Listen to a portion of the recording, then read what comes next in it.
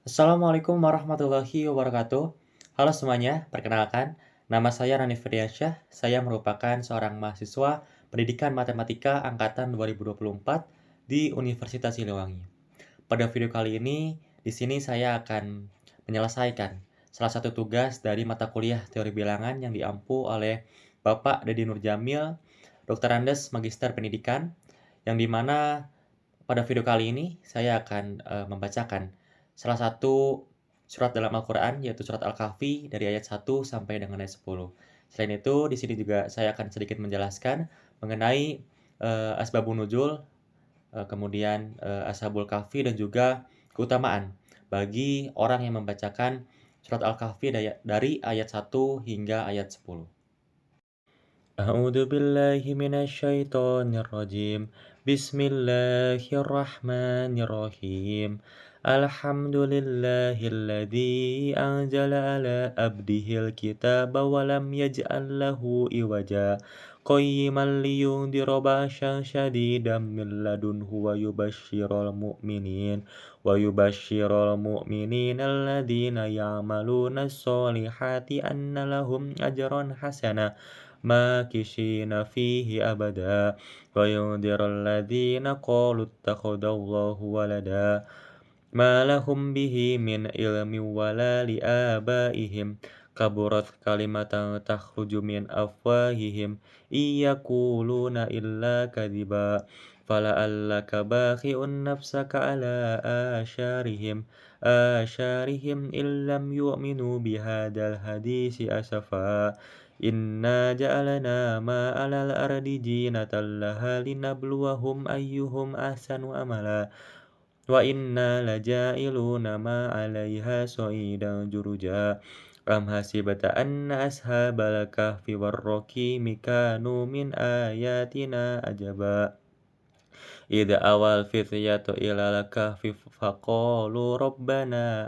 آتنا من لدنك رحمة وهيئ لنا من أمرنا رشدا Shadaqallahul adzim.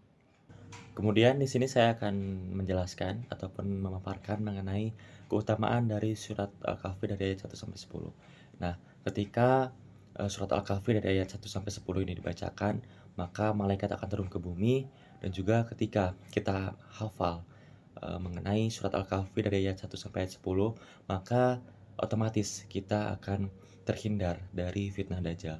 Dan kemudian jika kita membaca surat Al-Kahfi dari ayat 1 sampai 10 pada hari Jumat, maka kita akan disinari oleh cahaya antara dua Jumat.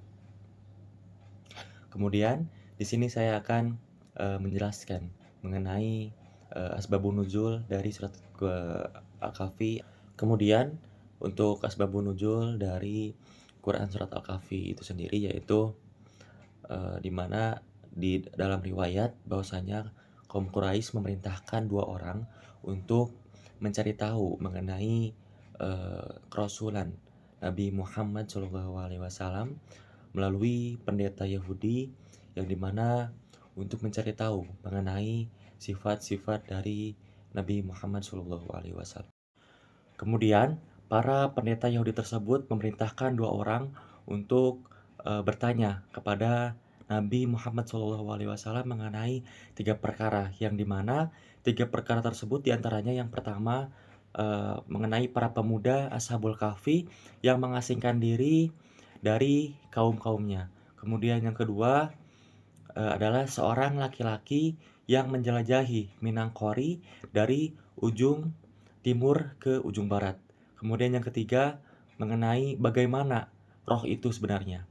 Kemudian mendengar pertanyaan-pertanyaan tersebut, Nabi Muhammad SAW pun menjawab, "Besok aku akan menjawab pertanyaan tersebut tanpa mengucapkan insya Allah." Kemudian Nabi Muhammad SAW pun menunggu selama 15 hari untuk menunggu datangnya wahyu. Tetapi selama 15 hari tersebut Nabi Muhammad SAW tak kunjung mendapatkan wahyu, yang dimana membuat Nabi Muhammad SAW merasa sedih dan juga karena juga melihat masyarakat Mekah yang merasa cemas dan juga gelisah.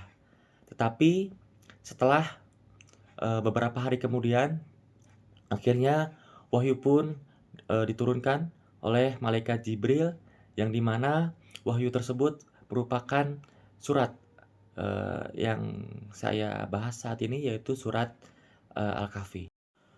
Kemudian di sini saya akan menjelaskan ataupun memaparkan sedikit mengenai Ashabul Kahfi, yang di mana terdapat 7 orang pemuda yang hidup sebelum zaman Nabi Muhammad SAW, dan para pemuda tersebut hidup di sebuah negeri yang bernama negeri Ephasus, yang dipimpin oleh seorang raja yang terkenal dengan kekejamannya, karena raja tersebut akan membunuh siapapun warganya yang tidak ingin menyembah berhala, karena raja raja tersebut eee, merupakan seorang yang fanatik dalam menyembah berhala, seperti itu.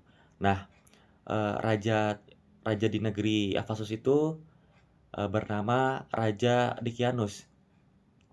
Nah, kemudian pada suatu hari Raja Dikianus itu sendiri mendengar ataupun mengetahui bahwasanya ada warganya yang tidak ingin menyembah berhala. Nah, warga yang dimaksud itu adalah ketujuh orang pemuda yang telah saya sebutkan di awal tadi, yang di mana setelah mendengar hal itu, ketujuh pemuda tersebut meralikan diri ataupun ingin bersembunyi di sebuah gua. Nah, di perjalanannya menuju ke sebuah goa, para pemuda tersebut diikuti oleh seekor anjing, yang di mana setelah diusir pun seekor anjing tersebut masih saja mengikuti ketujuh pemuda tersebut hingga sampai ke gua. Nah, setelah para pemuda tersebut sampai ke gua, kemudian Allah Subhanahu wa Ta'ala menidurkan ketujuh pemuda tersebut selama 309 tahun, yang di mana waktu tersebut itu merupakan waktu di mana raja yang telah saya sebutkan tadi, yaitu Raja Dikianus, meninggal dunia.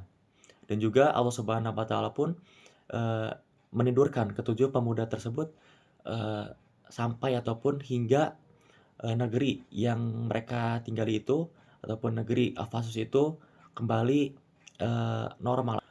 Kemudian setelah negeri Ephasus dirasa aman dan juga dirasa membaik, maka Allah Subhanahu wa Ta'ala membangunkan ketujuh orang pemuda tersebut, dan ketika mereka terbangun, salah satu pemuda bertanya, "Sudah berapa lama kita tertidur di gua ini?" Kemudian sahabatnya menjawab, "Mungkin 1 atau setengah hari." Kemudian satu sahabatnya lagi menjawab, "Yang tahu ataupun yang mengetahui berapa lama kita tertidur di gua ini, itu hanya Allah Subhanahu wa Ta'ala."